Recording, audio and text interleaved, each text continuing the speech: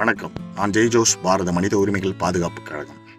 சமுதாயத்தில் நடக்கும் அநியாயங்கள், அக்கிரமங்கள், அராஜகங்கள் மற்றும் அதிகார வர்க்கத்தினரால் தனி மனித உரிமை மீறல்கள் இவற்றை எதிர்த்து போராடும் விதமாக வீடியோஸ் வரக்கூடிய இந்த மாதிரி சேனலுக்கு சப்ஸ்கிரைப் செய்து ஃப்ரெண்டுங்களுக்கு ஷேர் பண்ணி சப்போர்ட் செய்யுமாறும், மேலும் எங்கள் கரங்களை வலுப்படுத்த இந்த கவுன்சிலில் உறுப்பினராக சேர்ந்து உதவுமாறும் தாழ்மையுடன் கேட்டுக்கொள்கிறோம்.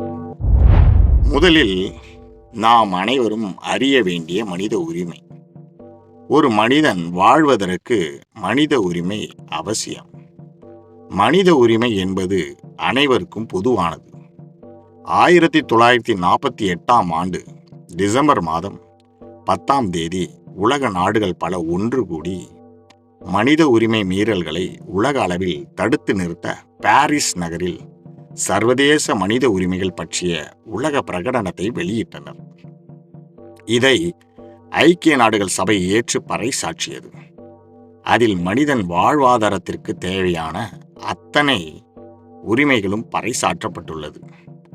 பொதுவாக நமது நாட்டில் தொழிலாளர்கள் நலச்சங்கம், ஆசிரியர்கள் நலச்சங்கம், பேருந்து உரிமையாளர்கள் நலச்சங்கம், அரசு ஊழியர்கள் நலச்சங்கம், இப்படி எல்லாவற்றிற்கும் சங்கங்கள் உள்ளது. இவர்களுக்கு ஏதேனும் பிரச்சனை அல்லது அரசிடம் முன்வைக்க வேண்டிய கோரிக்கைகள் ஒரு அமைப்பு மூலமாக கொண்டு செல்லும்போது இவர்களுக்கு முன்னுரிமை அளிக்கப்பட்டு நல்லதொரு தீர்வு கிடைக்கிறது.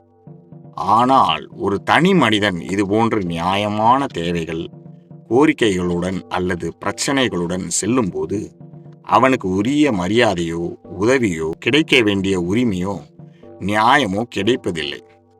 இதை கேட்பதற்கு நீ யார், இதை சொல்வதற்கு நீ யார் என்று கூறி அவர்களின் உரிமைகள் மறுக்கப்படுகிறது அல்லது நசுக்கப்படுகிறது அல்லது அவர்களது மனித உரிமை மீறப்படுகிறது.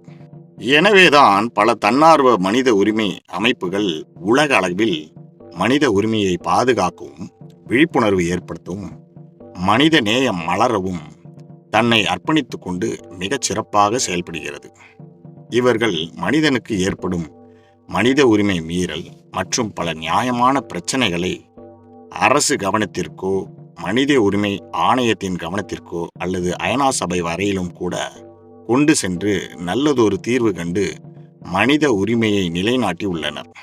இதை நாம் பல பத்திரிகைகள் மற்றும் தொலைக்காட்சி செய்திகளின் மூலம் காண முடிகிறது.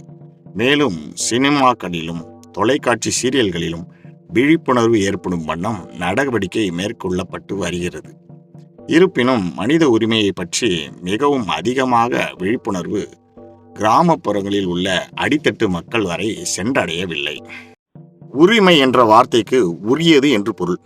எதெல்லாம் எனக்கும் என் சமூகத்திற்கும் உரியதோ அதெல்லாம் பிறருக்கும் பிறர் சமூகத்திற்கும் உரியதாகும்.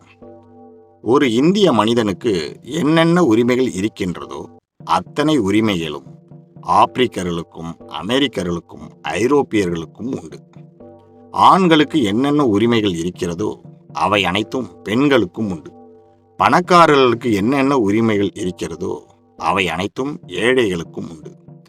ஒருவரது உரிமை பாதுகாக்கப்பட வேண்டும். அதே நேரத்தில் பிறரது உரிமை பாதிக்கக்கூடாது. உதாரணமாக, இரவு நேரத்தில் ஒருவருக்கு பாடல் கேட்க உரிமை இருக்கிறது. அதே நேரத்தில் பக்கத்து வீட்டில் உள்ளவருக்கு தூங்குவதற்கு உரிமை இருக்கிறது.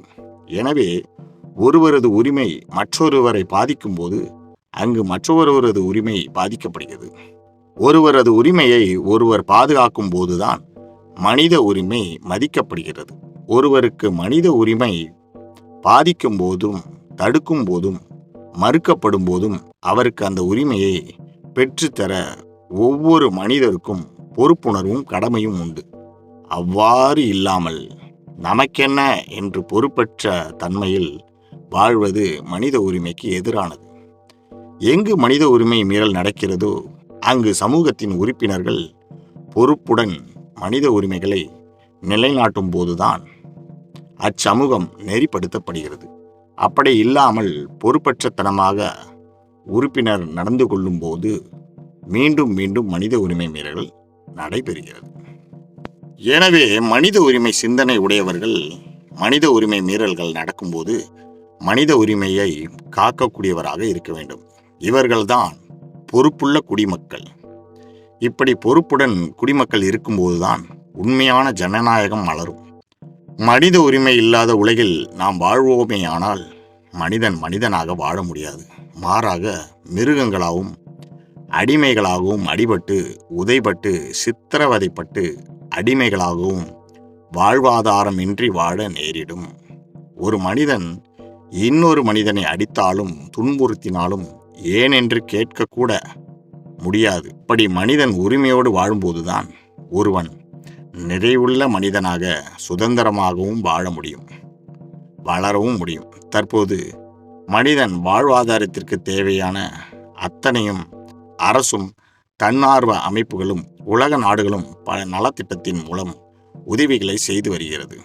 இவைகளை நாம் பெற்றிட நம் ஒவ்வொருவருக்கும் உரிமை உள்ளது.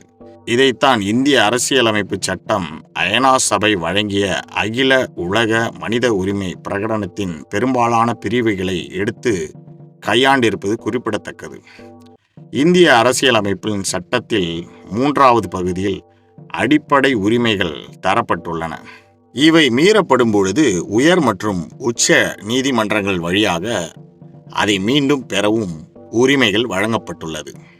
மேலும் இனி வரக்கூடிய வீடியோக்களில் உரிமைகள் வகைகள் மற்றும் இந்த அமைப்பில் சேர்ந்து நாம் பெறப்போகும் பலன்கள், நமது எதிர்கால சமுதாயம் மற்றும் சந்ததியினருக்கு நாம் பெற்றுத்தரப்போகும் உரிமைகள், இதை பற்றி தொடர்ந்து காணலாம். நன்றி, வணக்கம்.